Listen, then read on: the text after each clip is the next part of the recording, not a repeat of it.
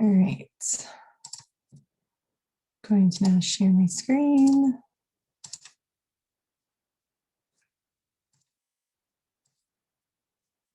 Some things moved over here.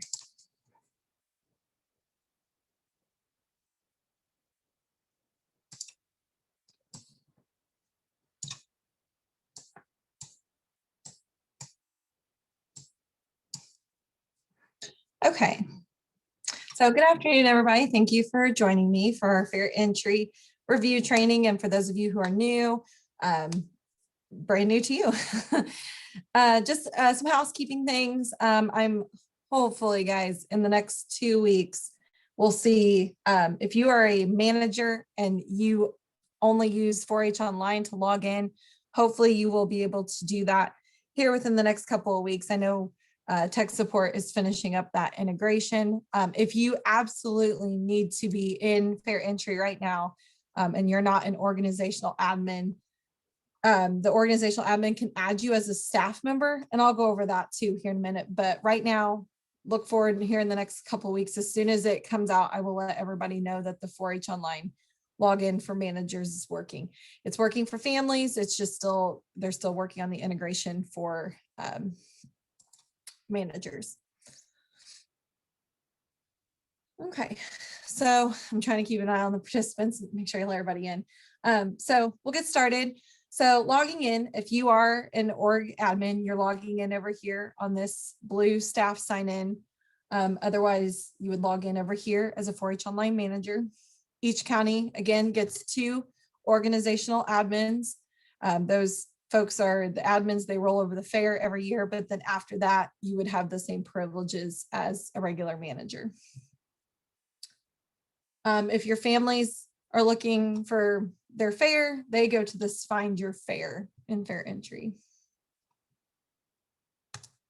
But I'm going to log in as an org admin into my training county. If you have multiple accounts, those will show up here. If you have one, it'll just be your one fair. As an org admin, this is where you roll over your fair. If you're not familiar with that step, you would just add a fair for the year, begin new year, and roll over your fair. Also note, every year you need to change this primary where it says the star in the primary fair. So sometimes I get phone calls or emails frantic of like, they can't find our fair. The families can't find it. It's probably because this hasn't been changed from your previous year. So you always want to make sure that this is up to date. So I'm going to sign in to the 2021 fair. So after you've rolled over your fair for the year, the first steps, we'll go through that kind of basic step in the beginning. The first thing you should do as soon as you have rolled over is go to your 4-H Online integration. And you'll want to, I'm going to reset this just so you can see what I'm talking about. And you'll go to pick your program year. Oh, not that year. We're not doing that year over again. Your 2020-2021 program year, you'll click Indiana, and then you'll integrate with your county. So I'm going to come down here to training, and I'll continue with integration. Since I've already done that, it's going to populate for me. After you've done that, if you haven't done that yet, you would then go to 4-H Online, and you'll get a message to then approve that integration. So it would say requested here, and then you would approve it on the other end. And then from there, you'll import your clubs, your projects, your members, and your animal types. Clubs, projects, and animal types only have to be done once because that just all comes over. Members, you can do multiple times because remember, a member will not come into FairEntry until they have been moved to approved status. So you'll want to import those as many times leading up to your registration. This 4-H Online sign-in restriction is in effect to yes. You'll want to, if this says no, you definitely want to say yes, because this is when they go to log in, they will only have the option to use their 4-H Online account to log in. They won't be able to create a new account. So that's the first step after you've rolled over your fair. Second step is this fair-to-fair connection. get connected with the state fair, so then you can sync any changes that we have made. And then I can see your fair too and help you troubleshoot if you need help. So you would just connect to another fair and you would select the Indiana State Fair. Once that I have approved that connection, I try to check on those daily and throughout the day. I check on to make sure everybody's been synced. Once you have got that approved, you'll come in here and you'll check these boxes and click Synchronize Hierarchy. Tony has went back in and made some other changes. If you have already synced with us and you sync it again, it's probably not going to bring over any of the changes he did. We ran into this last year.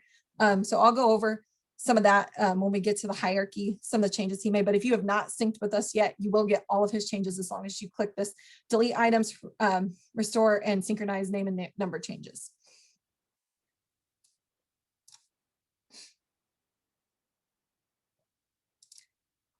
Animal types. So once you've imported your animal types from 4-H Online, those will show up here. Nothing you need to do with those. If you need to add any additional types for like animals that we don't put into 4-H Online, like cat and dog and poultry, you can add those animal types here for those to be added to your hierarchy. So members will be able to add any specifics you're asking for those entries at time of registration. So like cat, for instance, I'll click edit. You have to have at least one identifier, either an animal name, a tag, or a tattoo. So if you want to know the animal's name at the time of entry, you can ask for that information here.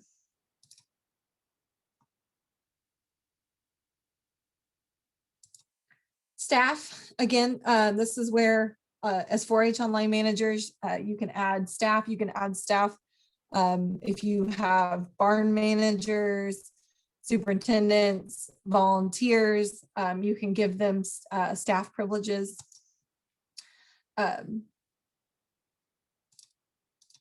Oh, I see that they're not even letting you add 4-H Online managers at this time because they're working on that. So currently the only thing we can do is add somebody by email. So I'm going to add myself.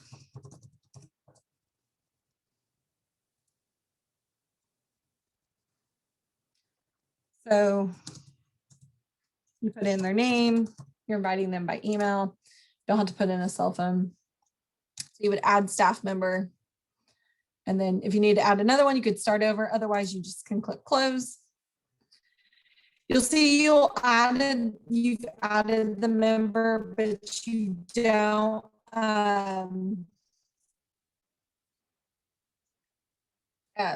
permission for this person. And you can give them multiple levels. I ask if this is not somebody that is in your office, that does not work in your office, please do not give them anything above a fair manager. Do not give them a fair administrator privileges.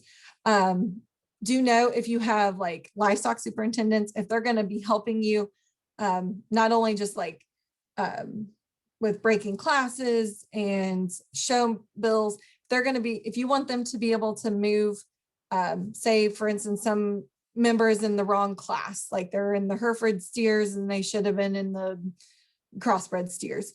To be able to move them, they would have to have fair manager privileges. And that is over the whole fair. So it's just, again, it's kind of the up to you all in the office, how you want to handle that. Again, you know, it's just kind of that kind of privacy thing, you know, knowing that they're not allowed to, if they're the beef superintendent, they're not allowed to mess with the swine data. They have to only mess with the beef data. But again, that's kind of where the fair manager falls. Typically, when people ask who should be a fair manager, I say, if you're going to let volunteers in there, that would be like your superintendents. They could be fair managers. Otherwise, you would give people results, capabilities, check-in, class breaks, or if you do the auction through here, the sale.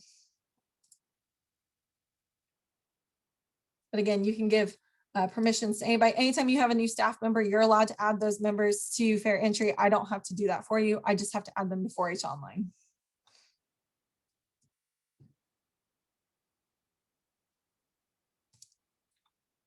Ribbons. If you use ribbons in your results on FairEntry, you can add in those colors that you wish. They will carry over from year to year. So you don't have to add them in every year. But if you choose to use these, the only downside I think with ribbons, aside from indoor projects, typically we know what blue, red, and white are, and even green. But sometimes with like the livestock projects, sometimes it's better to use the placings, and we'll talk about that a little bit more when I get into that part. But I think it's just easier, especially when you do public results, because sometimes people are gonna be like, well, what does green mean when you look at the public results, when you think of it on that side of it. But you can choose to use what you want. Clubs, don't have to worry about this. This just imports your clubs. You have to remember other states use this program, but they don't necessarily connect to 4-H Online. So some of these features are more geared towards them. So again, our clubs get imported. We don't have to add clubs in. Payment integration, same thing. We don't charge members for entries. So you don't have to worry about that. Budgets every year, even if you don't do premiums, a budget still has to be in here just for finalizing results. So your budget could be 0.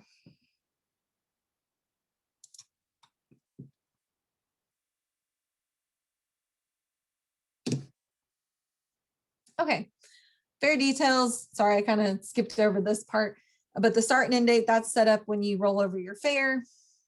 This fair allows automatic results publishing. This is kind of a neat, nifty tool, and there were some new things added to it last year. You can, once you've put in all of your results, you can turn this on to allow public results publishing. You have a public results page that you can send out to the public so they can go on and look at the results of your fair. So this is kind of a nifty tool to use, and I'll talk about it a little bit more. So you have to turn it on here and then turn it on in your hierarchy when you're ready to publish those results. You have a logo, you can put that here. You have a welcome message. There's that part. And down here, you don't have to worry about any of this because this was kind of the how we started FairEntry, and that is now already up and running for you. Any questions under setup? So it's pretty basic under this part of it. The hierarchy is where we'll go next, and that's where you'll probably spend the most time.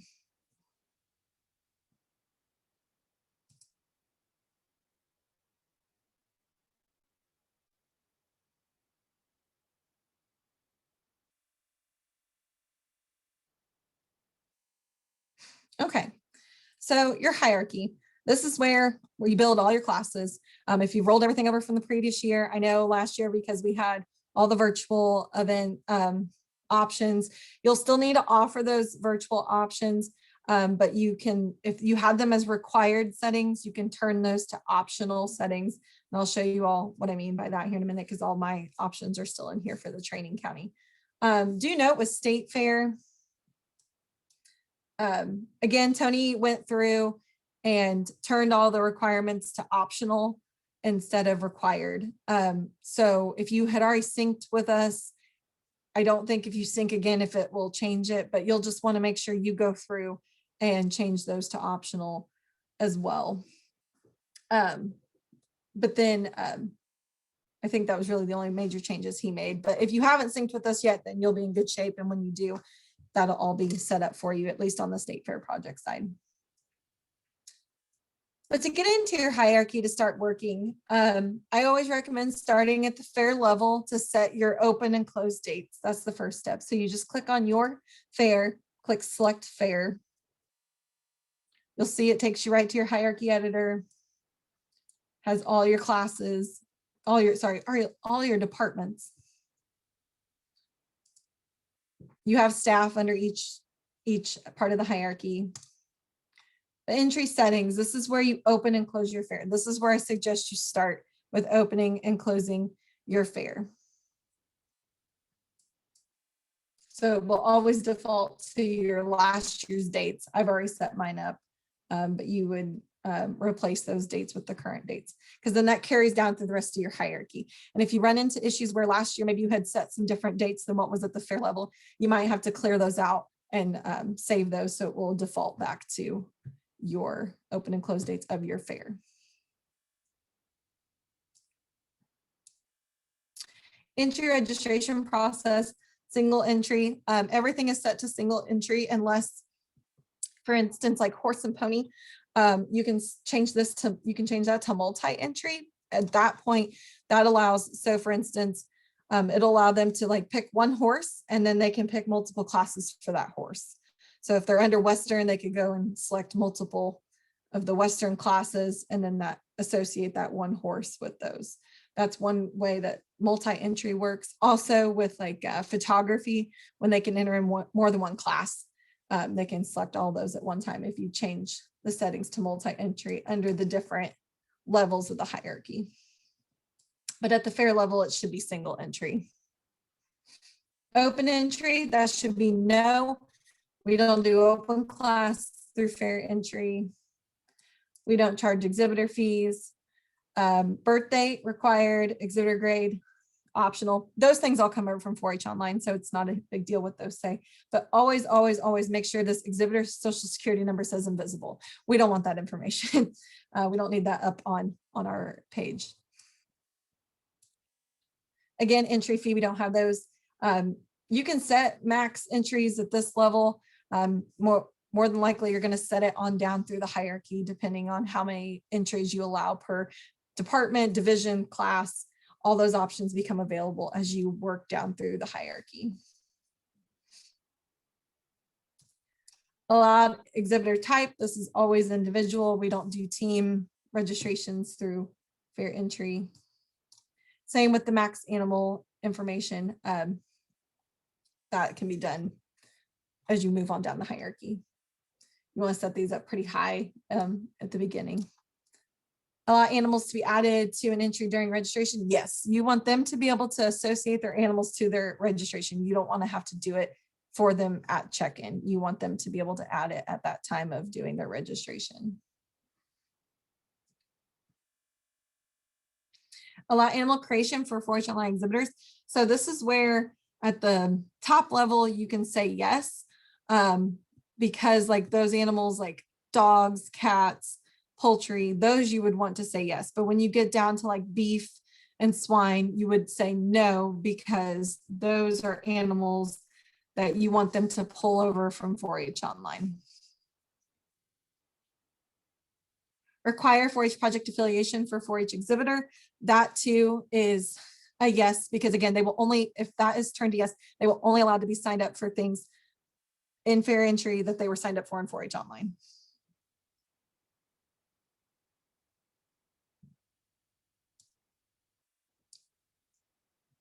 Custom fields and custom files. So this is where we had set those requirements last year, right? For virtual options.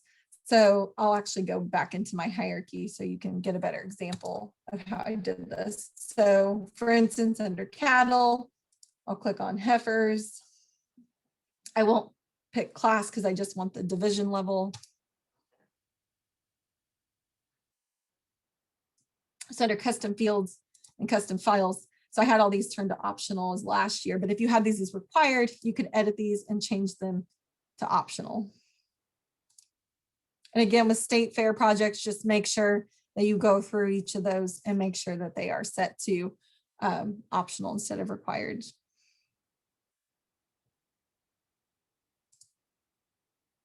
So you'll notice under the hierarchy editor for the division level, it looks a little different. So every year with FairEntry, the biggest step you have to do is what we call mapping. So that's done under each division level under every department. So we'll start with this one. Select division. So it's a breeding animal. So this is where you pull in those animal types and the 4-H projects. So this is kit. So if I put in here beef, because that's the project that they signed up for, only kids who signed up beef can enter this part of the hierarchy. To put in entries. Animal types, since this is heifers, I only want them to be able to select their heifers that are commercial heifers or market heifers or registered heifers. So those are the only animals that will pull up at the time of entry for those kids to associate to the entry.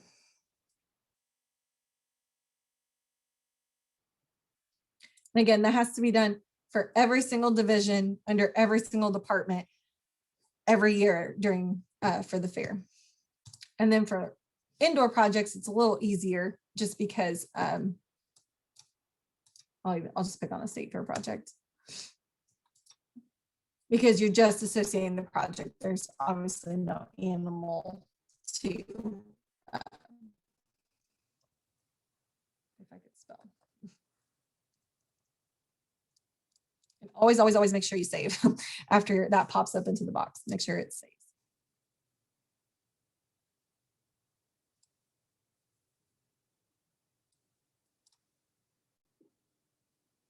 Okay. So again, if you need to make any changes, just depending on what you're needing to change in the hierarchy. So for instance, say you need to add a division. Do note too, with state projects, please stay away from the numbering that we use for state projects when you number your own departments and divisions. And don't add any classes to the state projects. If you need to add classes, you need to add them under your county only departments. But if you do need to add something, so say you added a new project this year, you could go under that department, under your hierarchy editor, and you can add a division. So we'll just add, I'm trying to think of something, robotics. You don't have to give it a division number. I did learn that with county projects, they don't have to have division numbers necessarily. We have to have them for state fair because of syncing purposes, but for your county projects or animal projects, you do not have to require division numbers and class numbers. I know with livestock, it can get kind of tricky, especially when you make show bills, those numbers get really long after a while. So this is considered a static project. And I would save that, and then I would edit that one to then add classes for that particular new division. So I could say like beginner, grade 3 through 5, and then so on and so forth to add.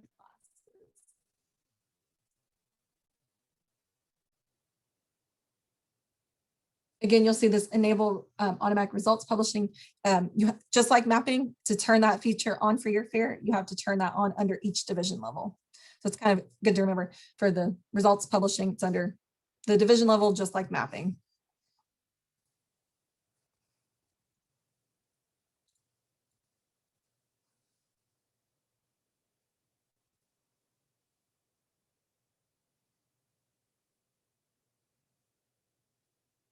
Any questions so far in hierarchy? I know hierarchy, like I said, that's where you spend most of your time. Any of your settings that you had the previous year will carry over to this year. So if you have like requirements for how many animals they can bring, those are already set from the previous year, but you'll want to go back there and just check your entry settings to make sure that if you have to update anything. Hey, Kara. I know I have some questions. If we have time, could we go back in through our livestock and delete the division numbers, or just leave them? Yeah, you can delete them. I found this a couple of years ago that somebody they're like, hey, Kara, by the way, you don't have to use division numbers. I was like, oh, that's nifty. Because if you take them out, it'll sort them alphabetically. Okay, thank you. Welcome.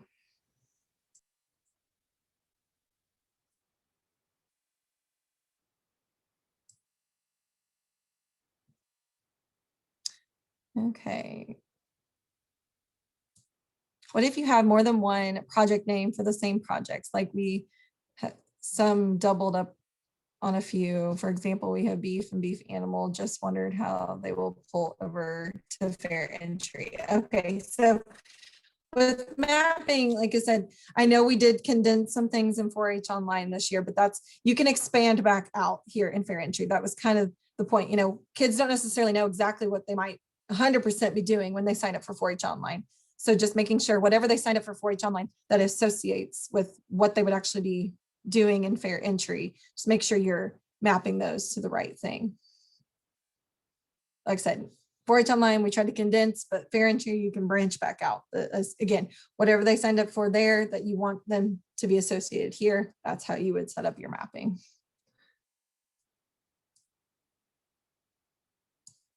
I don't allow animal creation at the top. I instead allow it at the department level. Yep, totally fine. That's a good way to do that. So what she means is the under the entry settings. So like I'll use beef cattle for the example. I'll go to entry settings. I'll come down to the animal settings. Allow animals to be added. No, that's not it. Sorry. Where's my set? Allow animal creation for 4-H online exhibitors. Set to no for beef. Absolutely.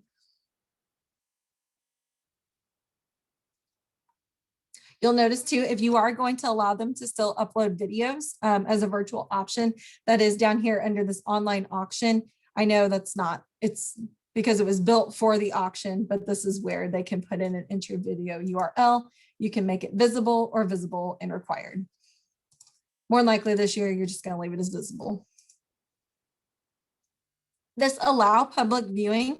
So this was the new thing I was talking about with that public results page. So if you turn this on to say yes, it will prompt the family to ask them if they are allowing you to share their results publicly.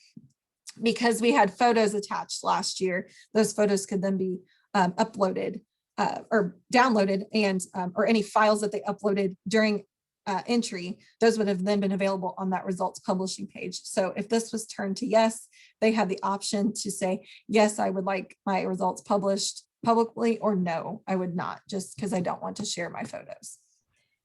Kara, I do have a question in when you go back to the department.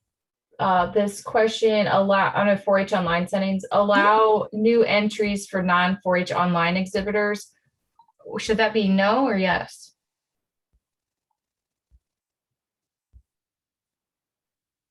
The first one? Yeah, because you want them to be able to add entries for themselves. It's not for this one or the That one. Allow new entries for non. Yeah, so that would be no. Right? Okay. You want to say no because you don't want anybody who's not in 4-H online to sign up. And again, if you I thought it read. the front page, at that front page where it says online restriction, it really doesn't matter at that point, because if there's no way for them to log in without going through 4-H online. Okay. Yeah, no, it's like there's all these other little extra things in here sometimes, but some of them override others.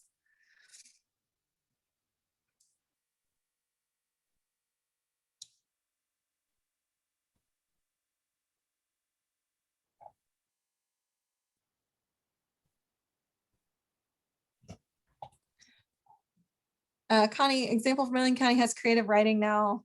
Want to divide into poetry and proposal. If we put in FairEntry. So Connie, what are they registered under 4-H online as? Because you can divide that up in FairEntry however you want. It's just whatever they were signed up for in 4-H online, just make sure you're mapping that to FairEntry.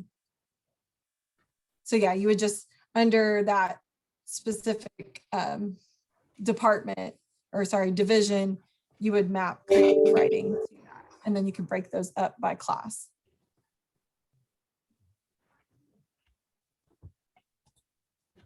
Katie, yes. Do members need to be signed up for a static project on 4-H online in order to enter it on FairEntry? Yes, that's kind of the idea of it, is to get kids to sign up for the subject area, if that's, or the specific project, however online. So they have to be in that again, that specific project or area to then be able to sign up for it in FairEntry. That's what the mapping does. Again, we get more specific in FairEntry for classes like collections or gift wrapping. And they might have just signed up for arts and crafts, but then we can tie them to the different arts and crafts here.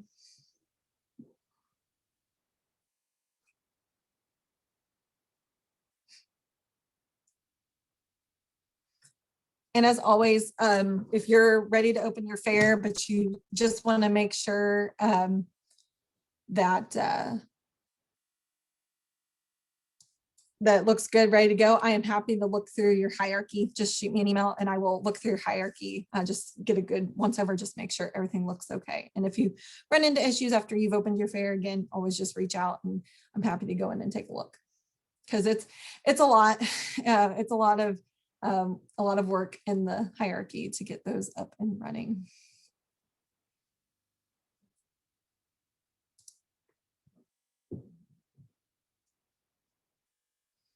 Also note, sometimes with livestock, I've seen you can create subclasses as well.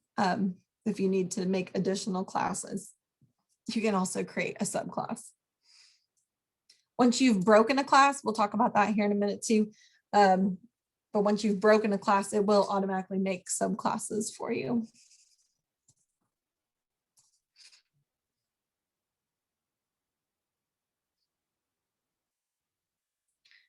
Like I said, this is where you'll spend most of the time getting ready for your fair to be open.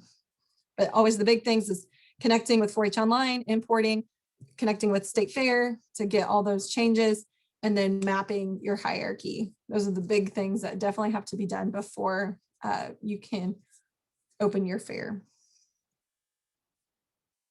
And also on the intranet under the FairEntry folder, I have a checklist of things that you need to have done before your fair can be open. So that's a good thing. That's a good thing to reference as well.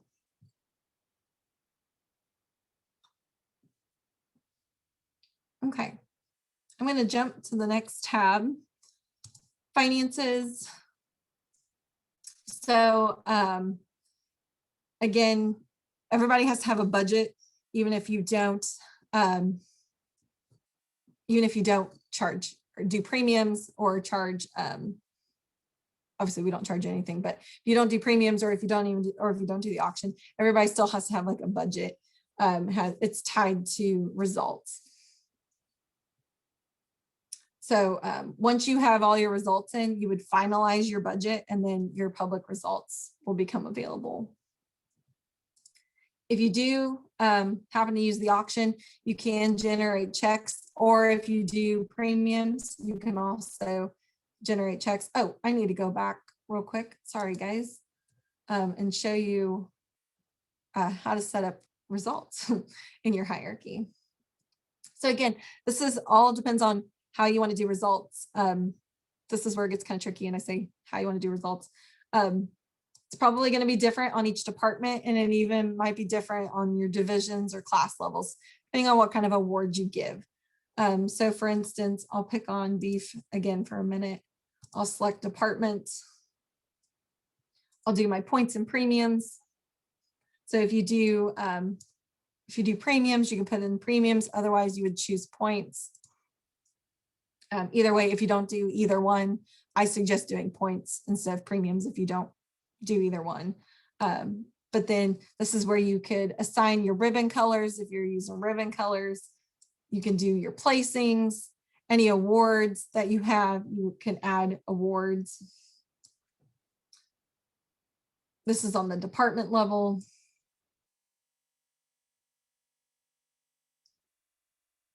For the classes, and then sorry, down here is for division. So if they vary between division and class level, you can set those up here. You can move on down the division. Like again, it just depends on what kind of awards that you give and what part of the hierarchy you give them in.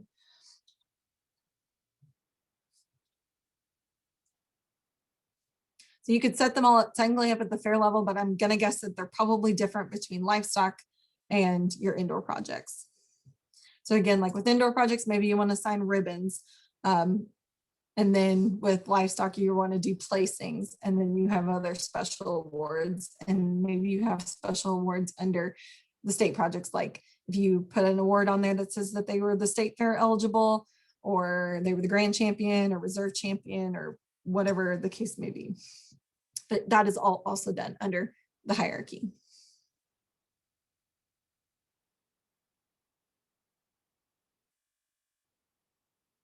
In the past, members were able to pick whatever projects they wanted when it came to FairEntry, even if they were not signed up for that project. Unfortunately, did we have something marked on? No, sorry, Tina.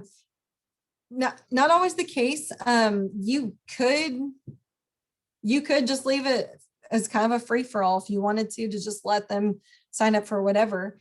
But typically, that's kind of the purpose behind the mapping and the process, is just because they had to have signed up for it in 4-H Online to sign up in FairEntry. But you can absolutely leave it open. That's totally up to your county.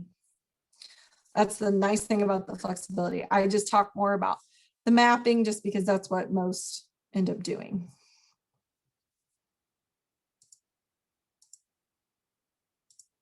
And for the question, is it recorded? Yes, we are recording. Okay, sorry. Back to finances. Again, once everything's finalized, you've got all your results in, you would finalize your budget. But like I said, there's not a whole lot you do under finances otherwise. Exhibitors. So once your exhibitors have been imported, you'll see them under this list here. You can view a member. If they've not registered yet, you can register them on their behalf. Otherwise, they would go in themselves. If they've already put in entries, you could go in, see all their entries that they've put in. You can search by a name or exhibitor number if you know their exhibitor number. Do note, if you're searching for somebody, you can't type in their full name. You can only type in their first name or last name. It won't let you type in both. You have options to search by birthday or registration date. Entries, you can look up everybody who signed up in particular parts of the hierarchy. I have not had a lot of time to play in FairEntry yet this year, so I don't have a lot of good examples at this time. But you can go through, and like I said, you can search the hierarchy. You can go into those entries and you can edit them if you need to. But before you even get to that point, you'll be under, once people start enrolling in your fair, they'll show up under invoices, under awaiting approval. So you have to approve them after they have submitted. So you'll click review. A lot of times what happens is they go in, they just start clicking, and then they get all the way to the end and they're like, oh wait, I didn't put in any entries. And then they call the office. And then, so you just go, they'll still show up under invoice. They can't get back in until you've approved them. You would just approve them with no entries, and then they can go back in and add more entries. They can go in multiple times and add entries as many times as they need to until you have your registration close date. But for each time that they have something in here, you can view what they have. Make sure that they've put in pictures if they need to put in pictures. You can see any questions you might have asked during the entry process. And then if it's an animal, there's animal information here. With indoor projects, you might have asked them to put in a description. So that will also be there as well. If you're ready to approve, it will always be marked as approved for you to approve. If you need to reject it, you can put in a note. It will send them back a note letting you know why they were rejected. Otherwise, you will approve.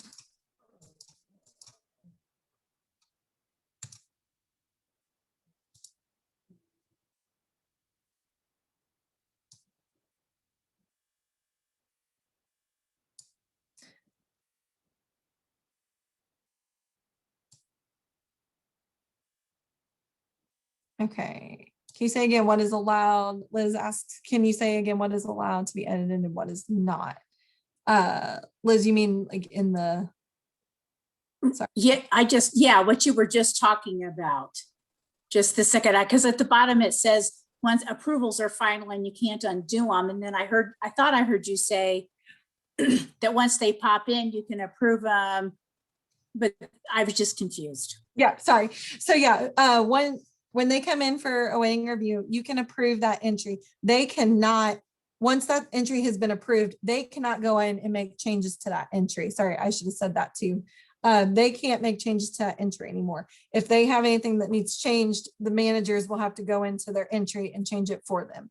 If you reject it, it will go back to them. They can make any changes as needed, and then they can resubmit and you'll approve it again.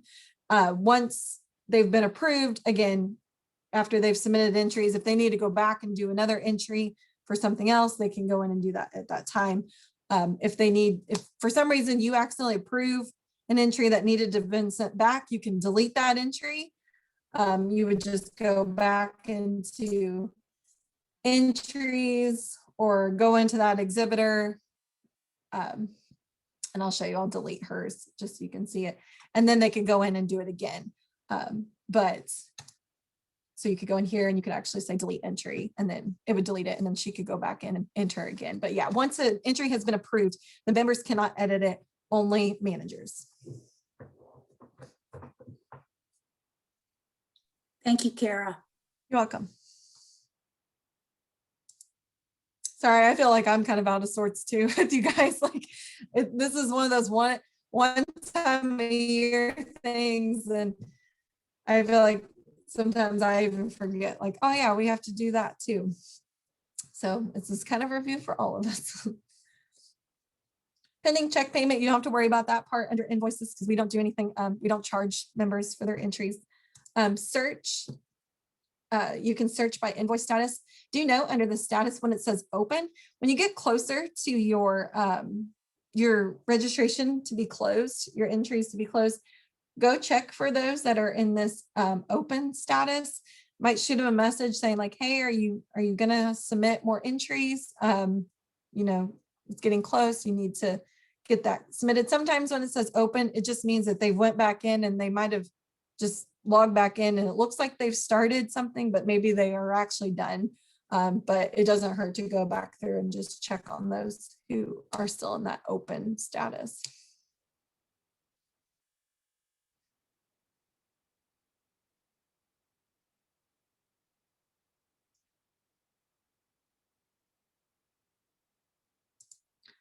Like I said, once they've been approved, you can search for them under entries. You can view that entry. You can move it to another class if it needs to be moved.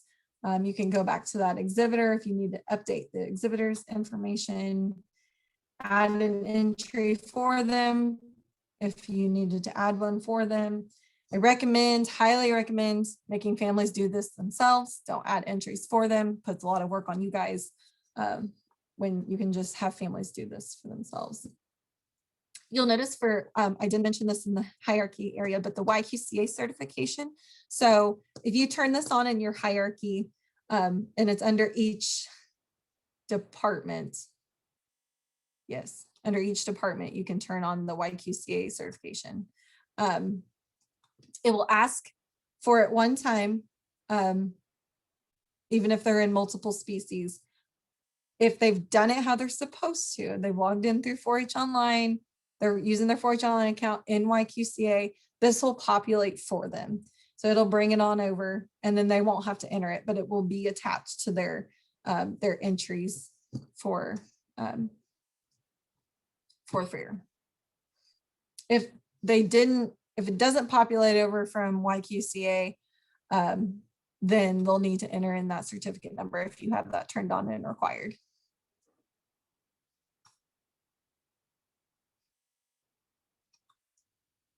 Like I said, you can edit any of this information. Used to not be able to edit personal details. So I used to tell people to hold off on importing members until you were absolutely ready. But now you can actually update their personal information in here. Note too, like with this animal, down here under the animal information, I know in 1.0 we had some issues, like, so if you for instance, like a tag fell out like 2 days before the fair, you changed it in 4-H online, but they've already entered their entry in FairEntry. I don't think in 1.0, it didn't change when you came to FairEntry. It was still the old tag.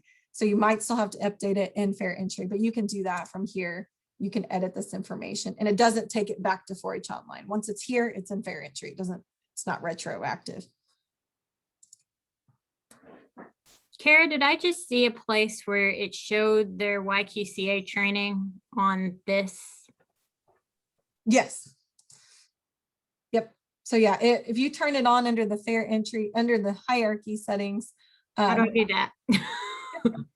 I'll go back and show you guys. So hierarchy, I think it's under the department. I know here I'm like second myself too. It's division. It is division. Okay. Yeah, I just looked for it too. Okay. It's under the division, just like mapping, guys. Darn it. It's all under the division level. Dang, so entry settings. we have to do that for each division then. Make sure that setting is on. Yep. So Okay. yep, if you want that turned on, it's this require livestock certification.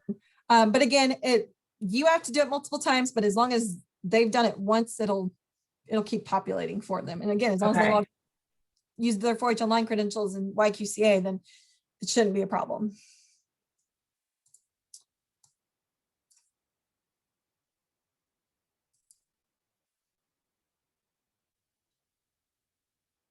Okay. So once everybody is checked in, ready to go, so okay, you're at your fair now. So you're ready to check in. So indoor projects, livestock, what have you, you would go to this check-in screen. If you're going to do this on your fairgrounds, you have the internet capabilities, Wi-Fi access, or even if you don't and you're checking in on paper and you're going to come back in here and do this next step, get everybody checked in, because sometimes people put in entries and then they may not end up bringing them. So you want to check things in so then they're included in show programs and results and things like that, so you know what actually came to the fair. You can search by their entry number or their exhibitor name. If you have the barcode scanners, like, so if you've printed tags for indoor projects that are on the projects, I'll show you those under reports. Or if you've done entry cards for livestock, you can scan those and do that here under this check-in. I'm just going to look her up. Since I looked her up by name instead of by entry number, it would have brought me all of hers if she had more than one. And then I would click on this one. I can check that it was checked in. If I needed to print tags, I could print entry cards or entry tags for this one. So for instance, like entry tags, they might have one tag. If it's like a project that has more than one piece to it, you could print more tags for them at this point as well. You can view that entry if you need to, but otherwise you would check it in. So you would just click this check-in selected. Okay. Why are you not checking it in for me?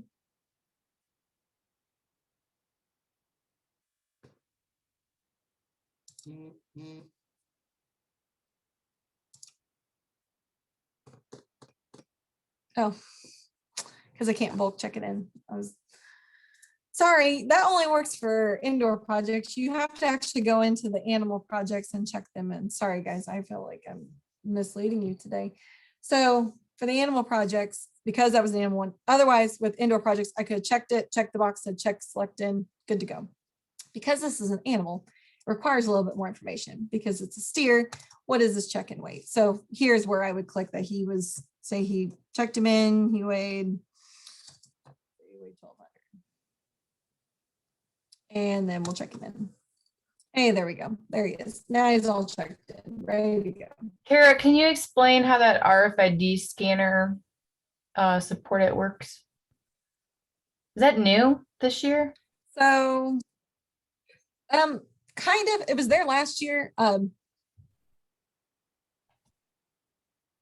reading on it myself because it was there, but I don't think it was really working. Scan an animal at any time, jump directly to the list of entries for that animal. Oh.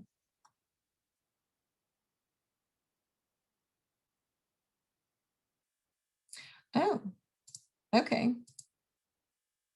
So you could upload.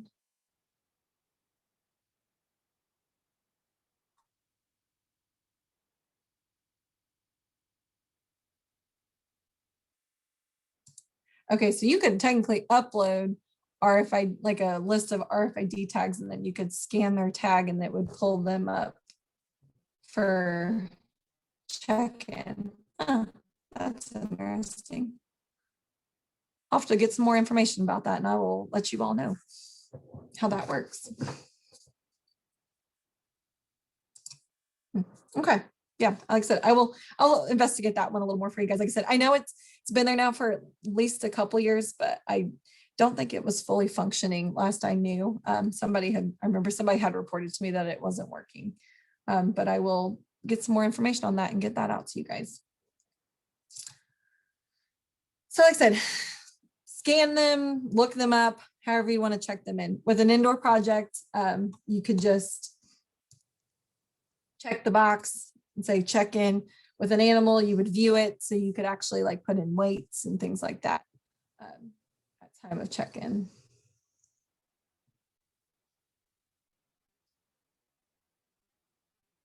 I'm going to skip breaks and show for a second. I'm going to jump over to report.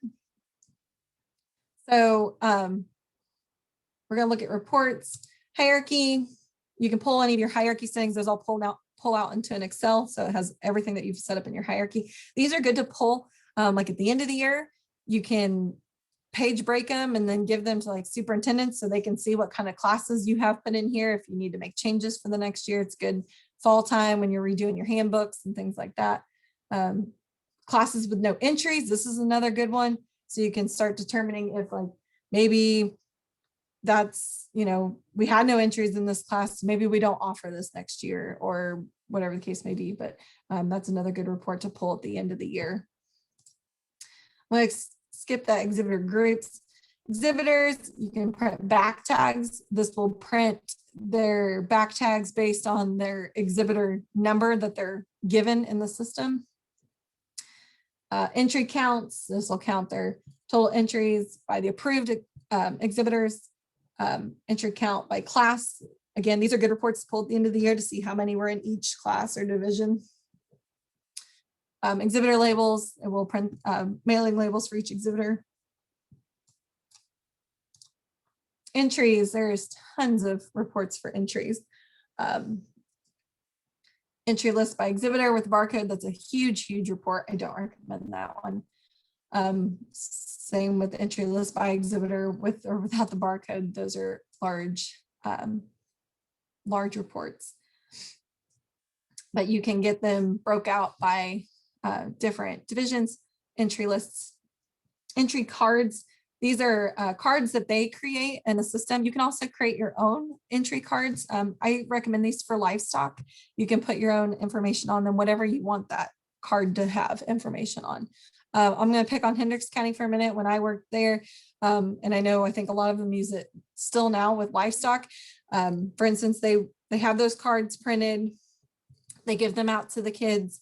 They use them to check them in. They bring them with them to show, and then they turn them in once they've been placed. And so then they use those cards because they have barcodes on them and they scan them to put in results. They use them for their weigh-in, for check-in, but they're kind of nifty little cards, and they have information all about that animal on those cards. Again, under here, these are the ones that are standard. You can create your own under the custom entry cards up here, but I think they're nifty tools to use. Down here, entry tags, those are the ones that you would print. They're the long skinny ones for indoor projects to put on posters and all the static projects. You can print them by name or by club. They have entry tags for animals. Again, probably not the best ones to use. You might like them for the poultry, for like poultry cages or rabbit cages. I think the cards probably are a little bit better for those, but again, you have the options. You can get a list of deleted entries or rejected entries. That's another report you can get. Again, these are all standard reports.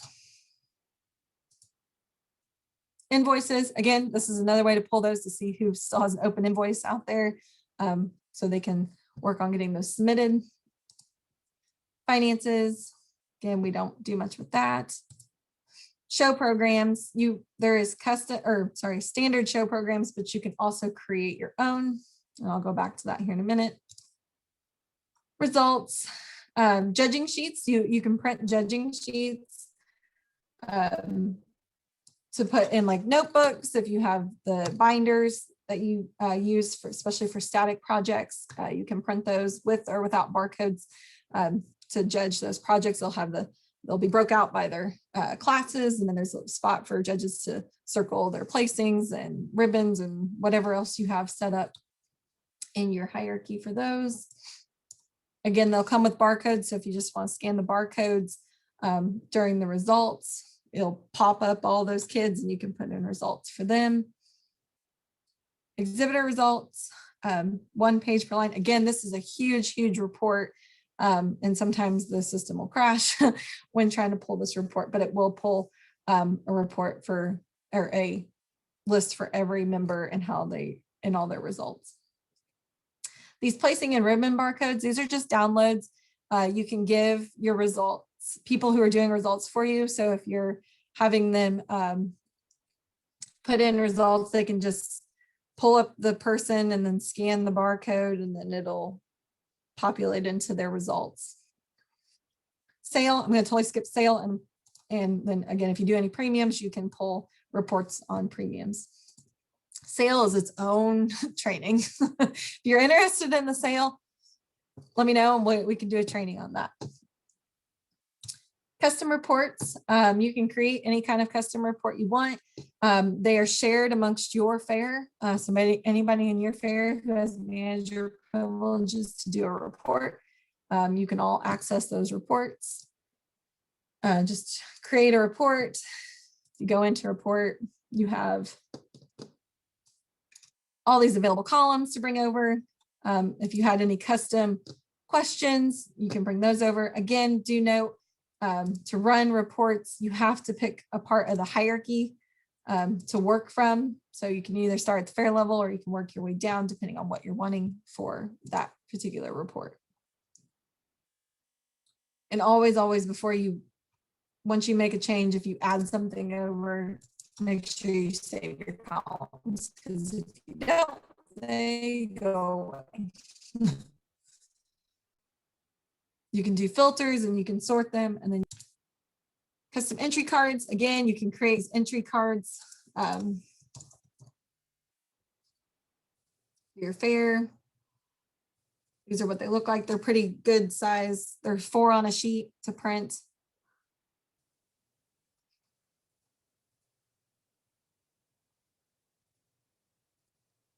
You can add rows. For different, here's all the, it gives you all that animal information, so you can put as many on there as you want for those custom entry cards. They work pretty well.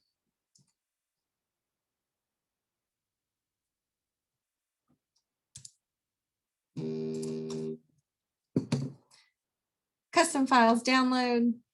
So there's nothing in mine right now, but any of those, so last year when you had them upload any of those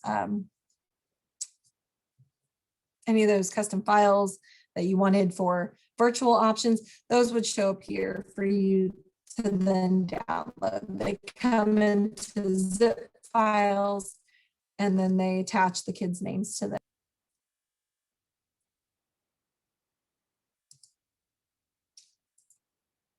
So once animals have been kind of backing up a little bit more, so once things have been checked in, everybody's checked in now, you can do class breaks, so you can break up your animal classes. So I put in a steer here, so say I'm going to select class. You have the option to break them into subclasses, yes or no, or you want them in show classes. More than likely, you probably want them in show classes. So I'm going to say no to that one because I want them by the animal check and weight or birth date. probably not exhibitor. But yeah, unless you're doing showmanship classes, you can break showmanship classes by grade or birthday here. You can limit the number of entries in each show class, or you can fit them into a specific number of show classes. So if you only wanted 4 show classes, you could break them that way. Or if you wanted to only have 4 in a class, you could do that. All entries, regardless of will show status. Livestock, you'll either want to place them as will show. If you don't, then it would be all entries regardless. Get a preview. Sorry, this is a bad preview because I don't have, I thought I put her in here. Hang on. Sorry, guys.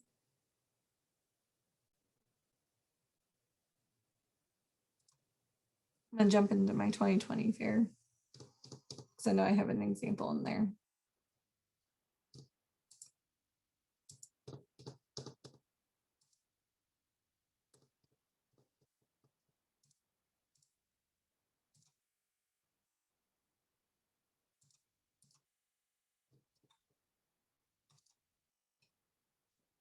So once you've broken your classes, you would apply breaks.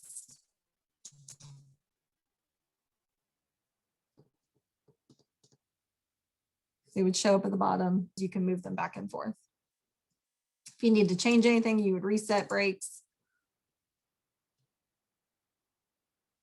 You could change the names of the classes. You can change the numbers. Again, this is why I said, like, if you wanted to take those numbers out of your hierarchy, you can, because those numbers get really long after a while.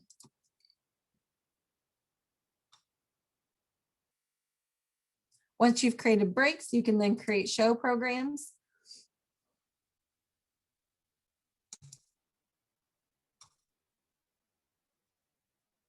You can edit your configuration to bring those animals in.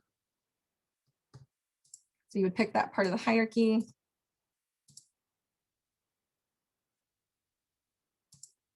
Again, sorry, bad example because I should be using my steers one.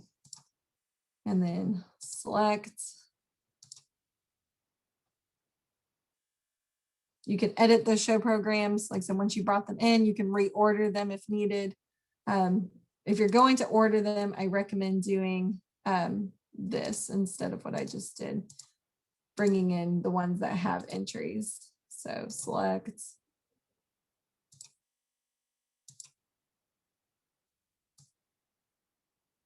If you wanted to put them in a specific order, if you don't like the order that they already come in.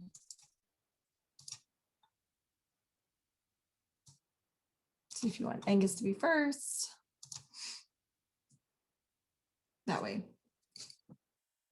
Show programs, again, these are nice because you can customize these a little bit. You have options to add different report columns, makes them pretty. You can include your fair logos on them, then you can print them, and they're a nice PDF. You can download them into an Excel. Again, they're not as pretty, but you do have a little bit more options to move things around if you need to. You can also create judging sheets if you needed those.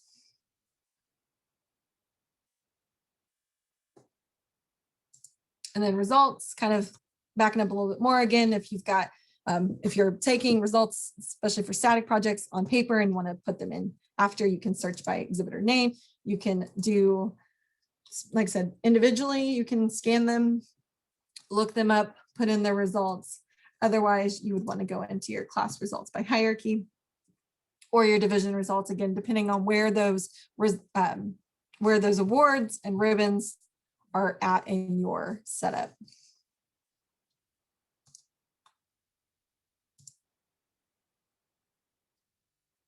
Actually, I'll do cattle because I know I've got stuff under there. So I'll select division.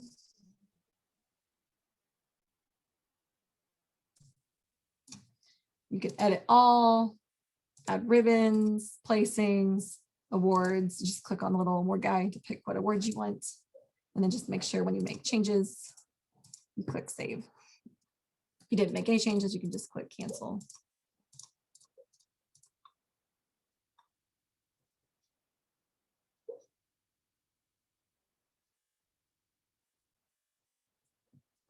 Again, like I said, class results or division results by hierarchy, those are the different options that you have to put in those.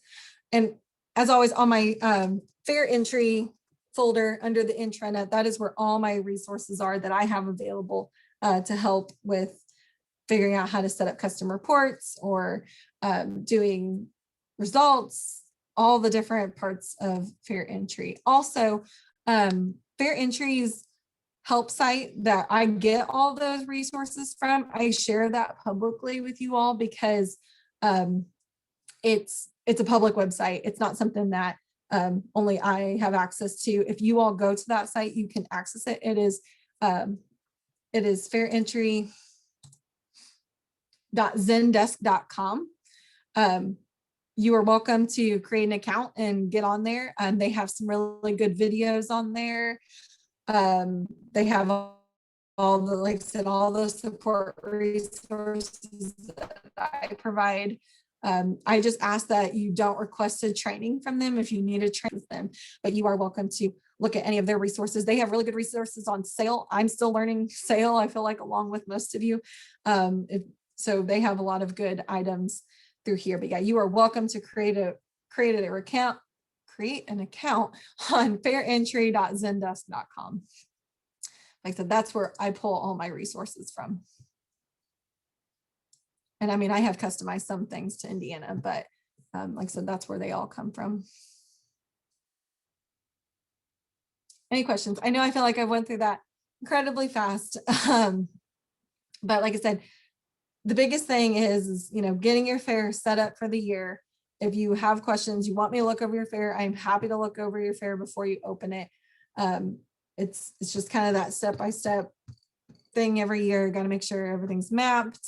All the settings are turned on that we had previously. If we need to update any settings, changes, making sure when people, making sure they get logged in, adding animals, and then when you get to fair time, getting everything checked in to then be able to do results and proceed from there. I know it seems like a lot, and if you're new, it's kind of overwhelming, but I promise if you have any questions, let me know. I'm happy to help with anything along the way. We have a question. We have a few committees like horse and pony and poultry that have expressed interest in using FairEntry for their shows.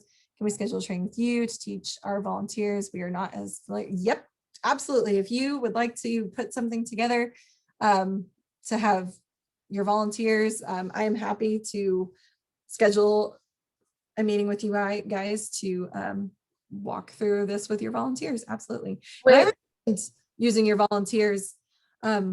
Don't put all of this on yourselves. If you can get them in here and helping you guys to run their shows, those kinds of things. Absolutely. Sorry, MJ, go ahead. Would we need to make them fair managers for that training? Yes. Okay. Yep. You can either make them fair managers. If you didn't want them to do anything besides maybe do check-in or show bills, you can make them that type of privilege. But if you want them to be able to move kids to another class, they would need to be a fair manager. Okay, perfect. Yep. Yeah, I'm happy to do that. I've done that for several others because, like I said, if you can get your volunteers in here to help you out, I think that's a great thing.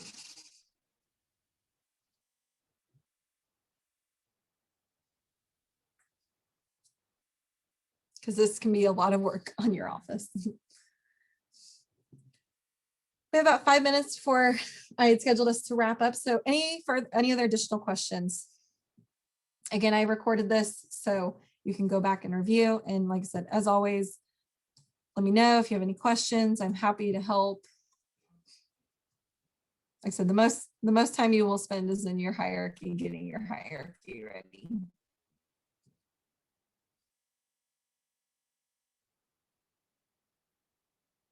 And again, putting in another plug for those state fair projects, make sure you go through and make sure that those are now set to Those custom field or custom files, sorry, are set to, so like this one, I'm using the 2020 fair, but are set to optional instead of required. Because again, we might have some folks that are still not comfortable participating in person, but we don't want to make them all required. Because not everybody will want to do that.